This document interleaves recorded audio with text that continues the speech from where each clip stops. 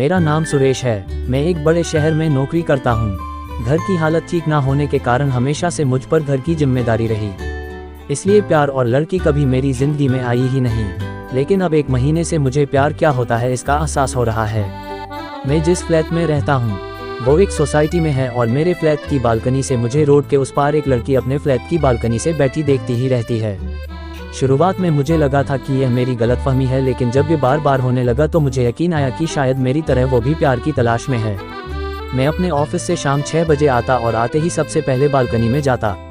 मेरे आने के ठीक 5 या 10 मिनट बाद ही वो आ जाती और अपनी बालकनी की चेयर पर बैठकर एकटक मेरी ओर ही देखा करती। हम दोनों कभी एक दूसरे की तरह देखते, कभी देखकर हंसते।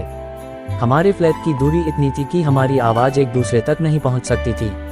शुरुआत में मुझे लगा कि मैं पागल हूं, लेकिन फिर धीरे धीरे मुझे यह अच्छा लगने लगा। हम दोनों करीब 1 घंटे तक ऐसे ही एक दूसरे की तरह देखा करते। फिर वो अंदर चली जाती। मैंने ऑफिस से छुट्टी लेकर कोशिश करी कि शायद दिन में कहीं वो नीचे मुझे दिखाई दे तो मैं उसके सामने जाकर उससे बात करूं, लेकिन ऐसा नहीं हुआ। दिन में वो मुझे दिखाई ही नहीं दी। हमारे मिलने की जगह थी बस वो बालकनी और हमारा एक दूसरे को लगातार देखने रहना। मेरे रूम में मेरा एक पार्टनर भी रहता था। मैंने कोशिश की थी कि उसे ना बताऊं, लेकिन उसे धीरे धीरे पता चल ही गया। अब वो मुझे तरह तरह की राय देता रहता है। वो मुझे कहता है कि लड़की को एहसास तो करा कि तू उससे बात आगे बढ़ाना चाहता है।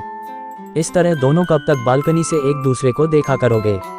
उसने मुझे राय दी कि मैं एक दूरबीन से उसे देखूं, तो उसका चेहरा भी साफ दिखाई देगा और उसे भी क्लियर हो जाएगा कि तू उसे पसंद करता है।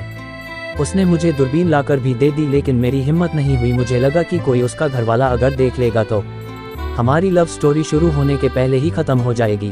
सिलसिला यूं ही चलता रहा। मैं बालकनी में उसे देखकर ही खुश था, लेकिन अब मैं भी चाहता था कि बात कुछ आगे बढ़े। फिर मेरे दोस्त ने एक आइडिया दिया। वो एक सेल्स कंपनी में काम करता था जो वाटर प्यूरीफायर बनाती थी। उसने कहा कि हम दोनों उस बिल्डिंग में सेल्स के लिए जाएंगे।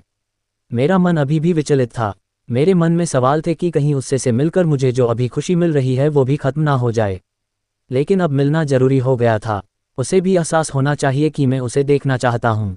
आखिर वो लड़की होकर पहले किसी भी बात की पहल तो कर नहीं सकती। आखिर मैंने अपनी दोस्त की बात मान ली और हम दोनों उसकी बिल्डिंग में जा पहुँचे। उसके फ्लैट के सामने जाकर मेरे पेट में जैसे कई तितलियां उड़ने लगी। सोच रहा था कि कहीं हमें देखते ही उसके घर में से कोई ना कहकर दरवाज़ा बंद ना कर दे। जी तो चाह रहा था कि वो ही दरवाज़ा खोले। दरवाजे की बेल बजाई। दरवाज़ा कोई अंकल ने खोला था। मेरे दोस्त ने अपनी रटी रटाई बात बोलना शुरू कर दिया। अंकल ने कहा, नहीं, हमें नहीं चाहिए।